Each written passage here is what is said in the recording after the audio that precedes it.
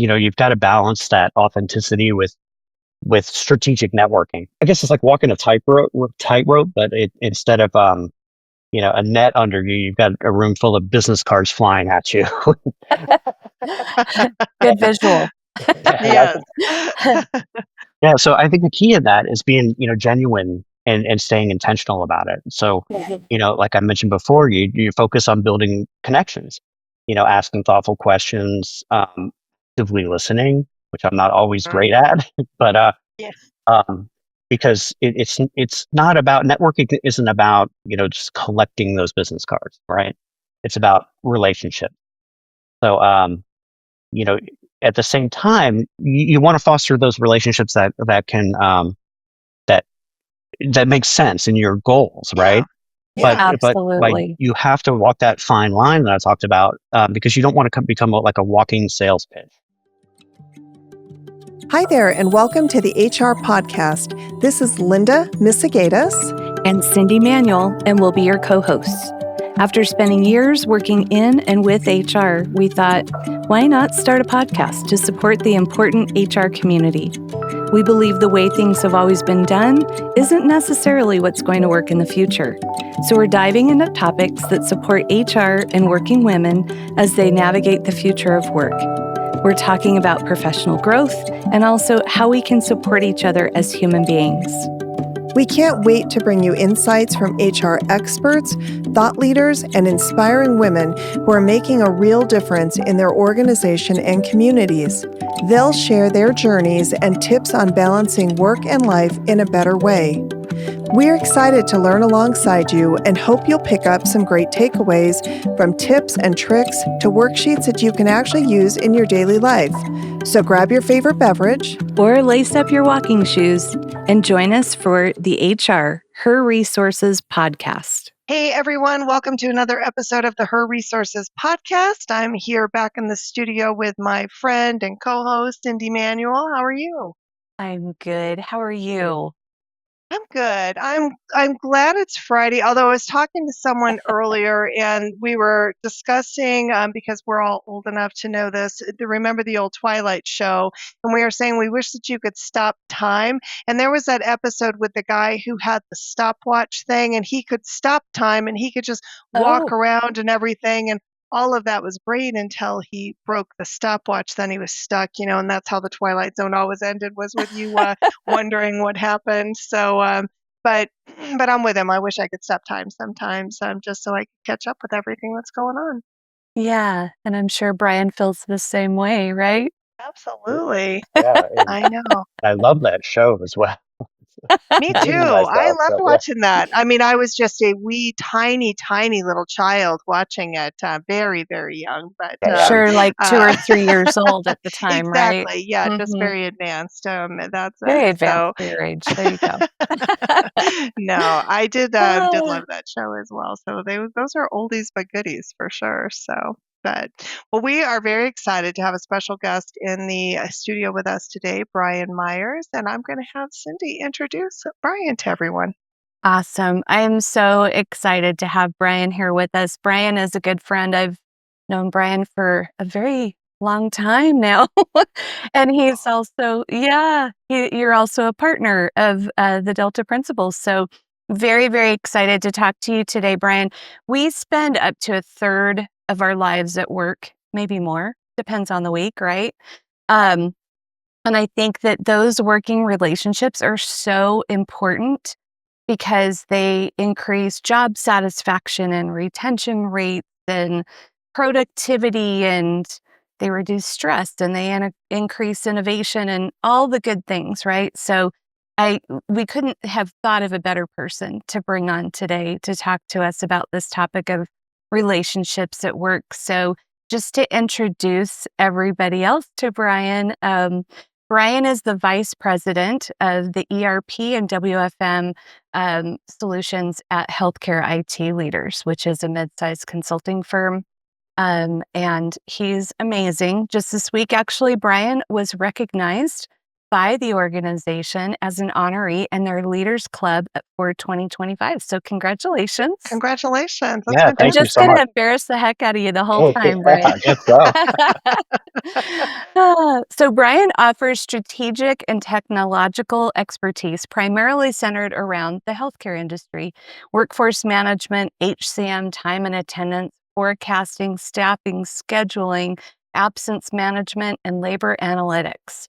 He brings over 30 years of experience helping healthcare organizations derive value from workforce management and human capital management solutions and processes. In his most recent role leading healthcare workforce management solutions for a large global system integrator, he worked with healthcare clients to identify, diagnose, and cooperatively, I love that word, cooperatively, create solutions that Yes. fine-tune labor processes and systems and boosted productivity while maintaining and engaging a satisfied workforce. Prior to that organization, Brian held successive leadership roles at an organization that is known as a leader in the HCM and workforce management solutions for 22 years. So he started when he was a wee Just a lad wee as baby well. too. Yeah, That's still a right. Yes, teenager. there you We're go. all just super smart people. That's it. Ah, So, from the inception of their healthcare practice, including the U.S. Healthcare Business Development Team, and prior to that, the Healthcare Professional Services Team, he worked with healthcare clients. He has worked with healthcare clients across North America to plan for their implementation or optimization of their workforce management processes and technologies. His performance and pioneering approach led to year-over-year awards for top customer satisfaction across the company. Brian also earned his Bachelor of Science at the University of Central Florida and also holds a PMP, FPC, and SHRM certifications. Goodness. Welcome, Brian, to the Her Resources podcast. You really do want to embarrass me. But no, I'm honored. I'm so happy to be here today, and I have so much respect for both of you and my career, and the times when our careers have intersected. So really appreciate the invite and happy to be here. Awesome. We love having you. So Yes. before we kind of get started, Brian, can you just sort of relate to, for all of our folks in our community, just how do you define a successful business relationship? Wow. I think I think my whole professional journey has been about kind of coming to the realization that relationships are really the real currency in business, Mm, right? I think early in my career I thought that success was just about hard work or just about what technical skills or knowledge that I had, but it really is about relationships, because that can open doors, it can create opportunities that you can't create alone. So yeah. I love it's that. yeah, I think that just in learning that and kind of changing my mindset to be less about me and more about others, it's allowed me to be more effective and honestly enjoy my work more. I I like that. absolutely love that. Yeah. I Go would ahead, agree. Linda. That's a lesson I had to learn too along the way. It's not that I didn't value relationships. I did. I just didn't think about business relationships, right? And so really thinking about creating that network and then Yes. and how important that is, because exactly to your point, Brian, I mean, we've all been connected throughout the years, because of business is where it originally started, and then we developed friendships, and then we have the chance to come back and invite you to be a guest on our podcast, and there's just it's just really cool. But when I was younger, I don't think that I really understood what it meant to have those business relationships. And so I think those are really great points you made. Yeah, Yeah, I would agree. Go yeah, I ahead, think it Brian. makes a big difference. I started out in very technical roles. I was, kind of an introvert and kind of behind the keyboard kind of person. And my career has taken me into sales, which I years ago when I was young I never would have thought that, right? And now I'm in leadership, and I think I attribute a lot of that to the relationships that I've made throughout my throughout all these years in business. Yeah. That's awesome. One thing I've heard people say about each of you, it, I've never heard anybody say that they had a bad relationship with either of you. So I think you're both really stellar leaders at creating those relationships. It's not about the transaction, it's about the relationship. And I think you're both so good at that. And a lot of our community is HR, which is where I came from, and HR is so relationship focused. So I Yeah. think you're both great leaders when it comes to that. Thanks, Cyndi. So, Brian, can you share just a little bit more about your professional journey and how relationship building became central to your approach as you moved sort of out of the behind the keyboard roles into more of a leadership and forward facing or people facing role? Sure. Yeah. So my professional journey, as I kind of alluded to, started out on the services side, where I was behind the keyboard. I was configuring systems for hospitals and for HR and payroll teams, and it took me a little while to realize the power of building those relationships and what it could do for an individual, but less about me, but more about the other person. If you're striving to create value for the other person and understand, uh, their challenges and what they're trying to achieve, and even just know them on a personal level, it really Mhm. makes a huge difference, for them and for you. Um, so like one story that comes to mind is about a relationship I built with a client that initially came to us with just a very small project. And instead of just treating it as just another transaction, I took the time to really understand, her situation. What are her long-term goals? What are her challenges? And over those years, yes, it was a small project, but we stayed in close contact, and not just during that small project, but even years later, even after I switched companies and got past my non-compete, of course, I'd check in periodically. I might share an insight relevant to her situation, offer support, even if there's no immediate business on the table. And, fast forward several years later, that relationship's grown into a true partnership. So not only did they keep returning with larger projects, but they did even become a reference for us with other clients, Awesome. which obviously has a net positive impact on business growth. Um, so, I think it's a reminder that investing in relationships isn't just good for business. It's good leadership. And Yeah. I love that, Brian. I'm wondering too, did you find like, because oftentimes, especially when you are delivering on projects and doing that, when you don't have the relationship, it's harder to actually solve problems. Do you find that in developing those client relationships and building that trust, that then when an issue arises or you're stuck on something, like has that helped in moving the needle forward when something maybe gets goes a little sideways? yeah, I think that's important. I mean, you've got to find, whenever you're working, in business, or and then this doesn't matter if it's a client, vendor relationship, or this might be even with your colleague, that you've got to find that common ground. And that could be as simple as like a shared interest, or but in work, especially with colleagues, it could be mutual challenges. And and then in that situation, offer help, before asking for anything in return, right? Yeah. Yeah. So, Huge. if they're struggling with something at work, um, share an article with them or a resource, and don't expect anything back. And I think that starts Yeah. building Yeah. those relationships, that then, allow you to really collaborate and work on a problem together. Yeah. I think that gains, and you hit on this too, Linda. It builds trust. And I Mhm. think even just having someone to brainstorm with that you can trust when you run into an issue. And Brian, this goes to your team, this goes to your client. This is consultative, in my opinion. If there is that relationship of trust built on trust, then you can kind of have those conversations. Yeah, I think it's important that, especially in a team, that you get to know those team members on a personal level. You know, Yeah. what Yeah. what drives them, what are the challenges they face? And most importantly, how can I support their growth? you Yeah. know? Mhm. It's Each Yeah. person's individual.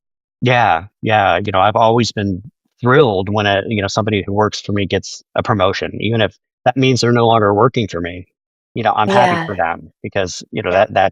you know, that's, I've supported their growth and they've, Right. achieved something that hopefully I had some influence on helping them achieve. Yeah. And you're very authentic, Brian. And I know we talk about, being authentic and leadership, right? So, how do you sort of balance that authenticity with, kind of networking and creating those relationships, especially when it comes to high pressure environments? Healthcare, there's so much going Mm, on right now. So, mhm. how do you kind of build that authenticity? Yeah, I think you've got to balance that authenticity with strategic networking. Um, it's it's I guess it's like walking a tightrope, but instead of a net under you, you've got a room full of business cards flying at you. Good visual. and I Yes. think, yeah, so I think the key in that is being genuine and staying intentional about it. So Mhm. like I mentioned before, you focus on building connections, asking thoughtful questions, actively listening, which I'm not always Mm, great at, but yes. um, because it's not about networking isn't about just collecting those business cards, right? It's about relationships. So you know at the same time, you want to foster those relationships that can that that make sense in your goals, Yeah. right? but Yeah. but like Absolutely. you have to walk that fine line that I talked about, because you don't want to become like a walking sales pitch, right? um, it's like dating. You don't propose on the first coffee date, right? Yeah. um, Not usually. yeah, yeah, probably is that. Red flag if you do, but Yeah, just red flag kidding. if you do, that's right. No, I love that, and I like what you were saying there too, is just, I was just talking with someone about this the other day, is it's even like, if you don't when somebody reaches out to you, if you don't know the answer, don't ignore the question, respond. Yeah. When people get very frustrated, and you may be thinking, "Well, I don't know the answer, so I'm just gonna not not respond to them," but that leaves the person on the other side feeling, very frustrated, but also that starts to break down and erode their relationship as well. So even just a simple, Mhm. hey, I don't have the answer, or not my area, and I don't know where else to go with that. So sorry, but just something. So you're engaging back in those conversations, I think is just so critical. It goes a long way to all of those points you were just making, Brian. Yeah. Yeah, absolutely. And Brian, you also made a really good point too. Like it is business that we're referring to here. And so they are reciprocal relationships. So how do you kind of determine those opportunities for reciprocal relationship and then how do you kind of keep those balanced over time? You've alluded to some of it, staying in touch and things, but any kind of actionable things that you can share with our community here? um, yeah, yeah, sure. So I think when you're trying to build a relationship, right, you've got to understand the other person. What are they looking for? What motivates them, right? And so that asking questions like that, especially being just very open and transparent about it, um, I think really helps. And then once you've met somebody, um, let me back up. Actually, while you're meeting somebody, I think it's important to to make note of maybe some personal details. So one of the things Yeah. that I like to do is in my contacts on my phone is if the person mentions you know that they have a dog, and I might jot down the dog's name, or if they mention I love that. their child, I'll drop that I'll jot that down. Or maybe they just got back from a recent vacation, Mhm. or about to go on vacation. I'll jot that down. So the idea is the next time I'm talking to them, I'll pull up their contact, look at my notes, and I'll ask them, how is Rover? How was, did you Yeah. enjoy going, on your vacation to, Costa Rica or whatever it was? Um, and it just makes a person feel like you were listening and you value them. Yeah.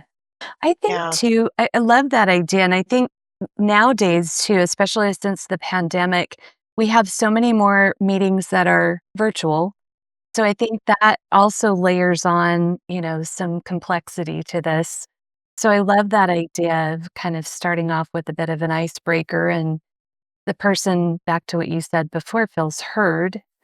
So, Mhm. yeah, And I I like think the that's a personal good thing. connection. I hadn't thought about Yeah. that. That's great advice. I'm just kind of jotting that down because, the older I get, the harder it is to remember things. And so before I might not have written anything down and could remember it, but now I can't. So I love that idea of adding notes around that because, yeah, there is something to be said for remembering the person's spouse's name or their children or their dogs or what they might have going on because and that does, one that fosters that really it fosters a warm feeling between the two, and it shows that, it isn't just about what am I getting out of this. It is a relationship, which is what we're talking about. So, Yeah. Yeah, and there's other little things you can do as well. Like, especially, talk about things being so virtual nowadays. We're on, Yeah. all these, Teams and, Zoom calls and things like that. Right. Um, so, if you're first meeting somebody, it's important, if there's, let's say their name is one that has a common nickname. So like, let's say they're mhm, Jennifer in their email, but yeah, maybe they prefer Jen or Jenny. So Yeah. ask straight away what they prefer to be called and make that note in your contact record that, they like that. prefer, Jen or Jenny. Um, Yeah. but and then the other, I guess, piece of advice is you don't you always want to follow up after initial meeting. So you have your Mhm, call, you shoot them an email or a text. So, if you're on text Yeah. basis, don't overstep there. Um, and just follow up. Hey, really appreciated your time, and I think that just goes a long way. And you're so good at that, Brian, and I know how busy you are, but even with me and our relationship, which has been many, many years, you're so great about always following up with me about things as well. So I know that is definitely something that you practice and not just preach. I Yeah, I like that. appreciate, and it's reciprocal, of course, right? I mean, you also have to kind of get that cadence with somebody, That's and I right. Do know that yeah. you're always prompt with me, so I'm always going to be make an effort to be prompt with you as well. Linda, I would throw that same kind of question out to you as well, because I know you're always on the road. You're always out meeting a bunch of new people. I don't know about you, but when I travel, it takes a little bit of a toll as well. So back to what you were saying before, remembering people's names and, kind of building that relationship. Is there anything that you do when you meet new people at these conferences or at a client site and things like that that you think are helpful? At the Delta Principle, we are transforming the way you experience change. Have you ever experienced an organizational change where your employees pushed back because it was too much, too fast, or they just didn't understand why they couldn't do things the way they've always done them? What about where communication was non-existent or unorganized, with important updates getting lost in the shuffle, leaving people confused? And have you ever experienced change where morale was at an all-time low because the change felt overwhelming and not aligned with your organization's culture? If you are being asked to lead an important organizational change, especially if you're new to leading change, or if you're just feeling overwhelmed, the Delta Principle is here to support you. We work closely with you as a trusted partner, co-creating real-world solutions to address your unique challenges, and we equip you and your organization for future success. Are you gearing up for your next transformation journey or exploring ways to strengthen your change management skills? Then let's connect. This year, we're thrilled to introduce Leading Change, a training designed for leaders driving organizational initiatives, and Navigating Change, a training tailored to empower teams and adapting to change with confidence. Our coaching and training sessions are fully customizable to meet your organization's unique needs. Reach out today to see how we can partner with you to make your next change a success. You can find us on LinkedIn or by emailing us at info@thedeltaprinciple.com.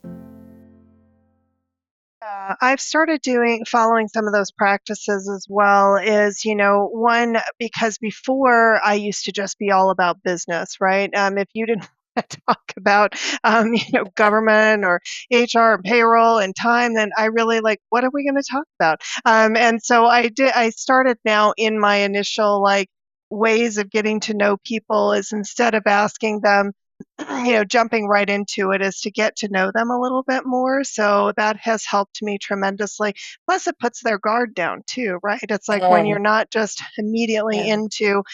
into the work side. And then I try to be pretty casual with people. Like, I am who I am. I can't pretend to be somebody else, and so I have a hard time, putting on something different. It's like, this is just who I am, and so I try to just remain authentic in that.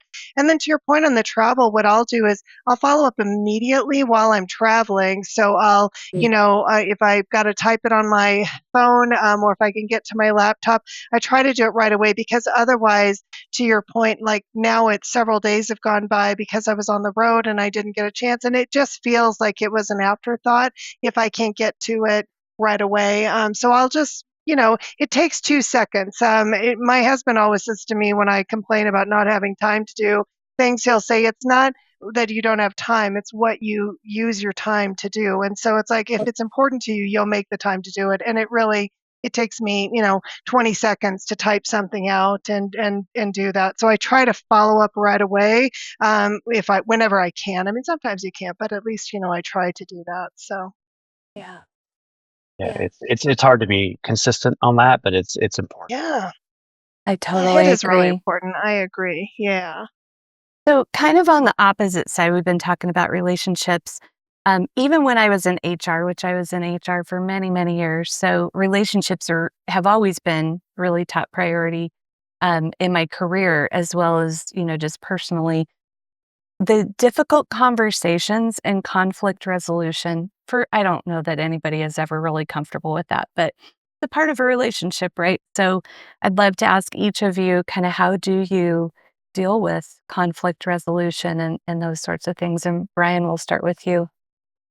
This is one that I had to learn and had to get really good at. Mm. So pretty early in my career, I was promoted to a role of being a practice director, where I was over a services team that did implementations of workforce management systems primarily. And when you're a practice director, you know the things that go wrong in a project, sometimes they could be handled by the project team. They might escalate to the management level. By the time they get to the director level, you're dealing with a nasty issue. Mhm. Um, so Yeah. I had to get really good at that really quickly.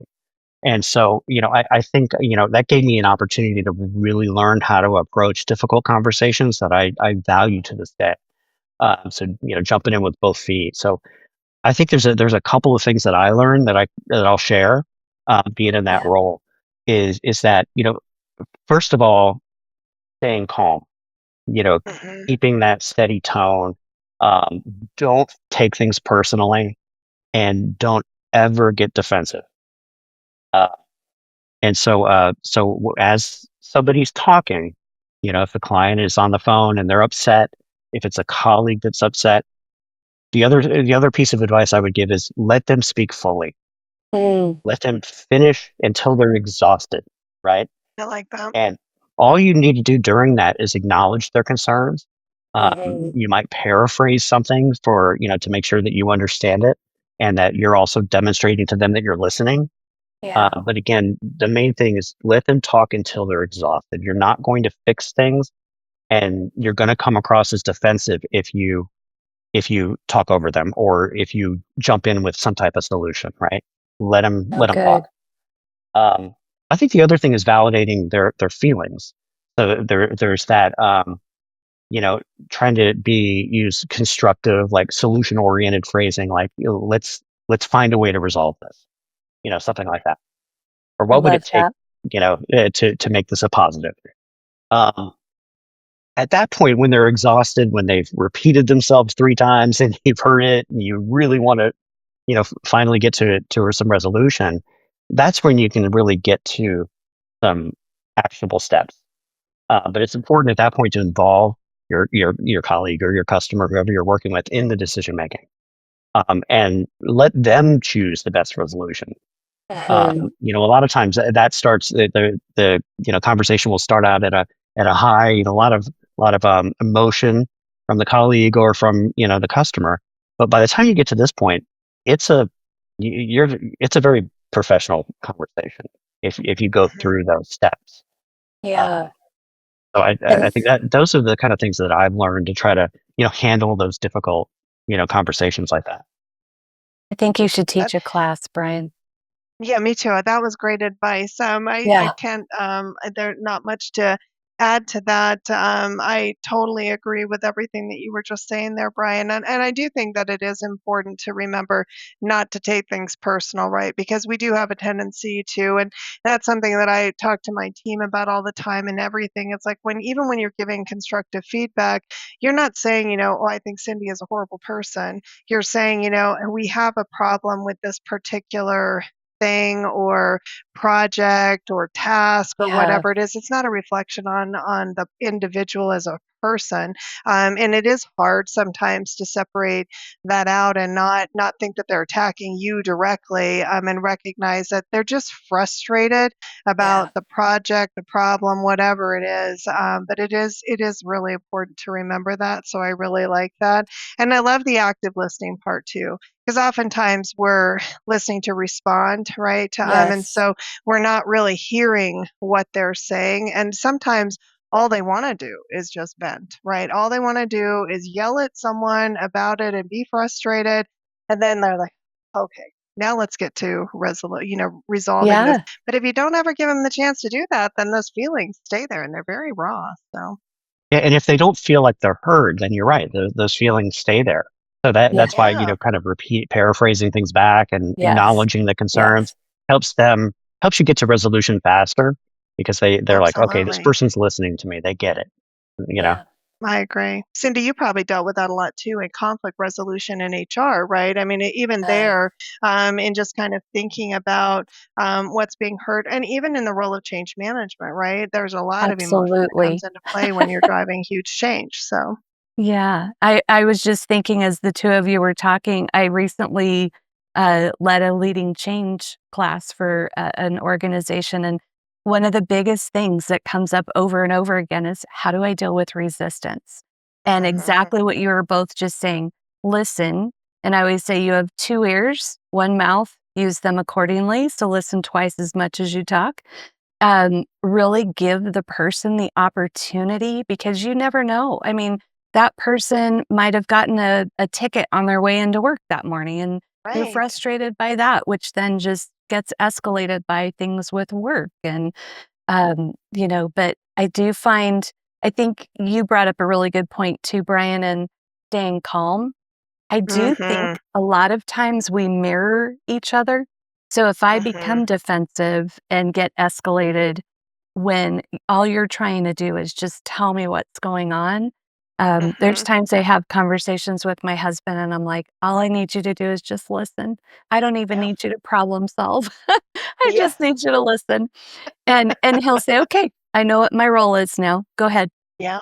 And Yeah. I Yeah, and just it brings feel, the conversation down a notch. yeah, hmm If they're totally. upset and you keep that real calm, steady tone when you repeat back to them, they're going to start coming down to that level as well. Yes.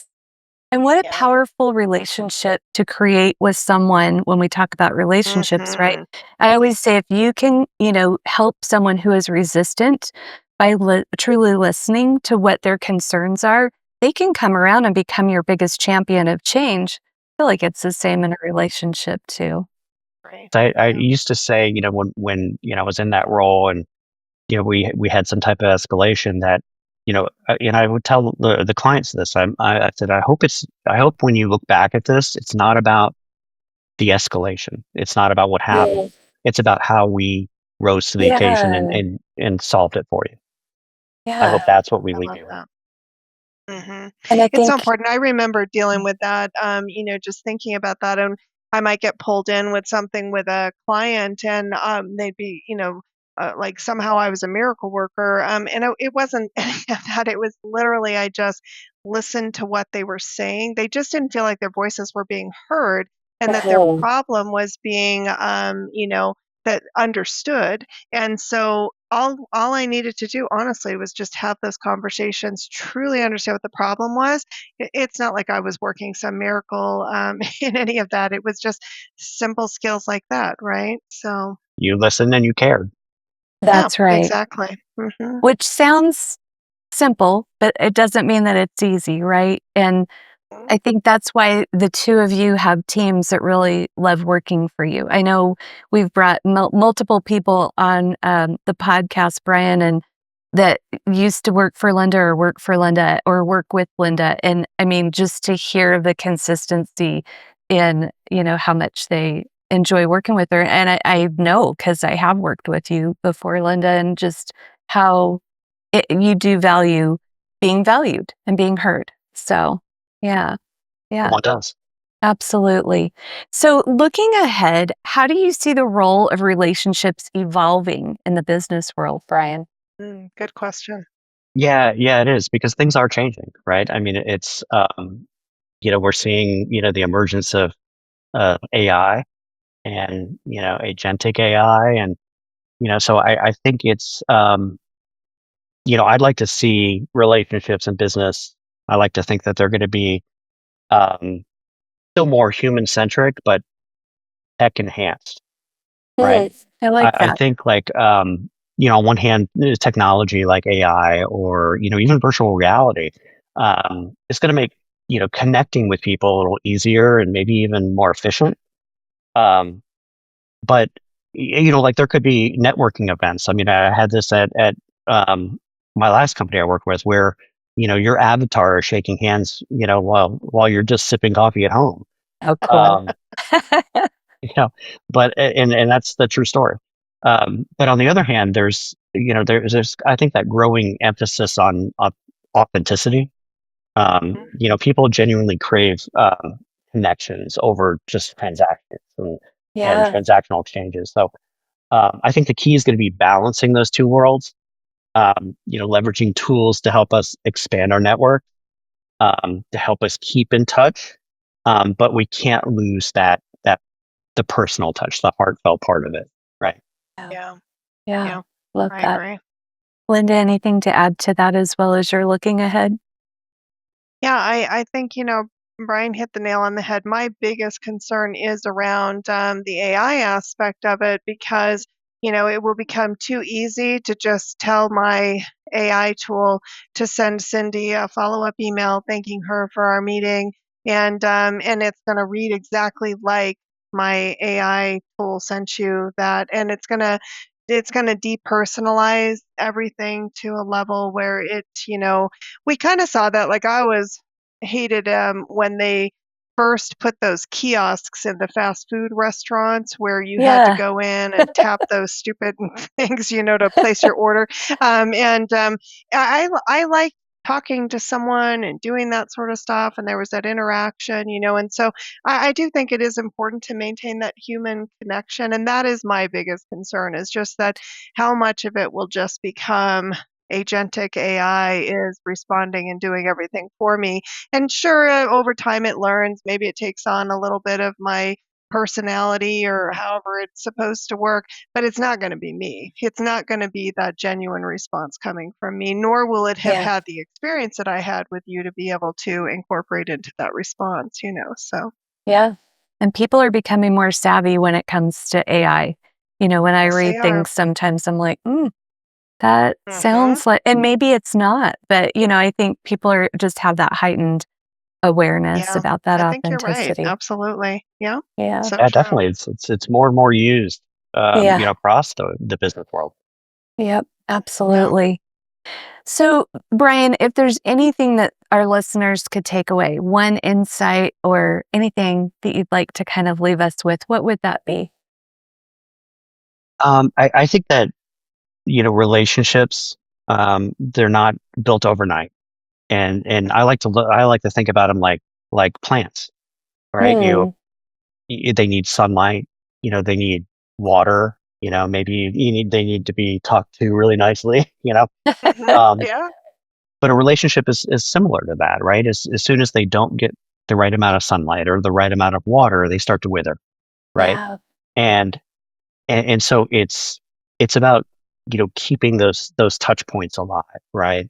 Give it the care and feeding that it needs, um, and I really think that's the key is you've got to put some effort into it. As soon as you don't give that plant water, or lose, you don't give it the right amount of sunlight, it's going to wither, and it's going to Yeah. eventually die, and you're not going to have that relationship anymore, right? Hard to rebuild it if it's withered Mhm. and died, to your point. Yeah. Right, Yeah. right. Yeah. Yeah, It's yeah, a great and it's hard to analogy. rebuild relationships, it is when they've, you really have to put forth, an effort to rebuild those relationships when you've allowed them to just kind of, wither away and haven't put the time in. It is more challenging to come back around the second time on that and to create that. You gotta work a lot harder than you did probably the first time, so Yeah. It's true. It's true. Early in my career, I kind of learned that the hard way.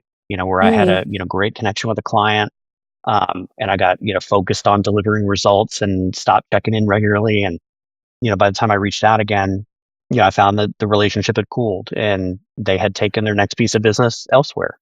And yeah, Mm. that was anytime something like that happens, you got to turn it into a learning experience, right? And that taught me a mhm, big lesson. That Yeah. relationships absolutely. need that maintenance, and just like anything else that matters.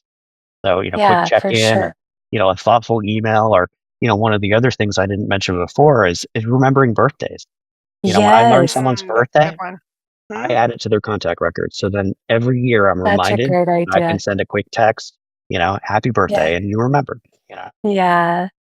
that's And I great. think No, from an I love HR that. perspective too, just as much as you can kind of even maybe putting some touch points on your own calendar, so Yeah, that you schedule blocks of time on a weekly basis to just reach out to people and yeah, touch base. And I yeah, agree. it goes Well, and such then a too, long Cindy, way. then it doesn't become the negative. Like, right, how many times when Yes. HR doesn't maintain a relationship with leaderships or with employees, is that then when HR does reach out to you, Oh you're no, like, here comes what did I HR. do? Yeah. Yep, I did something wrong. It's like, why did Yeah. they schedule this call with me? And Yeah. so it is really important. And I think if you want to have a good understanding of really understanding company culture or what's going on, it is important for HR to develop those relationships so they aren't just viewed that way.